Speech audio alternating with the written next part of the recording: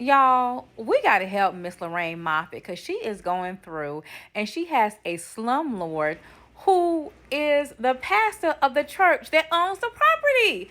This is a hot mess, y'all. We are in New Orleans and Miss Lorraine went to the news to try to get some help because the landlord is not fixing her property and they served her with an eviction notice. Y'all out Channel 8 News and code enforcement now. Lorraine Moffat has 10 days to get out of her Austerlitz Street home, according to this eviction notice handed to her by a deputy constable Wednesday morning. It's wrong. It's just wrong for him to do this. Now, she's speaking of the pastor of the church that's her landlord that's right next door.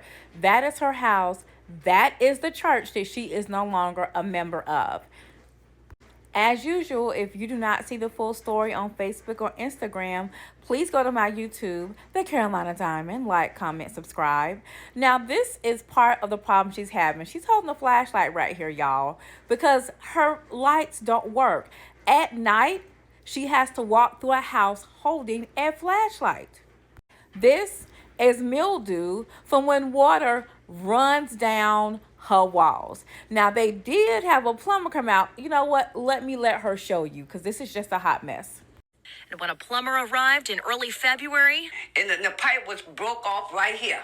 she tells us he made this mess, but never came back to fix it. So you've got an exposed hole in your bathroom. I You can see the ground. there's the ground down there. Right. It scares me. Last time I'm coming through the house with the flashlight, something was crawling on the floor. I said, Jesus. Now, this is Austerlitz Baptist Church that owns the property that she's staying in. And this is a pastor, Pastor Sherman Washington. Now, let you hear from him. And, of course, his wife can chime in the background because that's what they like to do. Apartment. You're a pastor. Yes, sir. You're a man of God. Yes, I am. Should anyone be living like that? No, and we have told them they can go. Right. Just like my wife said, we told them they chose to stay there, I guess, because of the rent, because of the cheap rent. As for why one of his tenants has been without lights for nearly 2 months, They had to turn the lights off because they were saying how the water was coming down. Y'all, let me tell you, okay? She pays $600 a month in rent.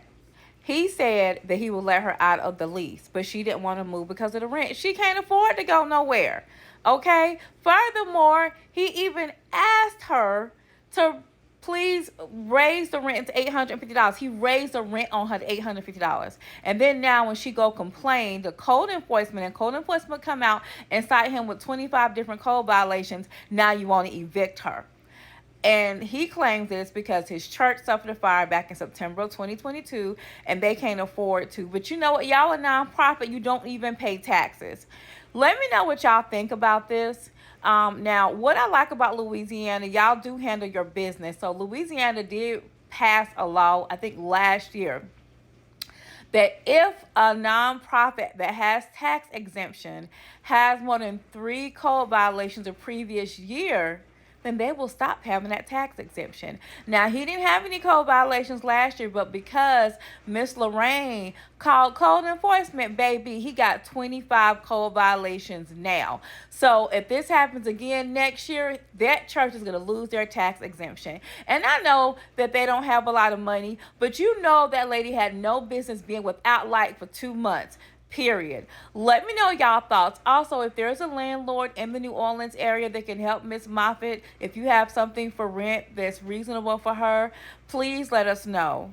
Prayers out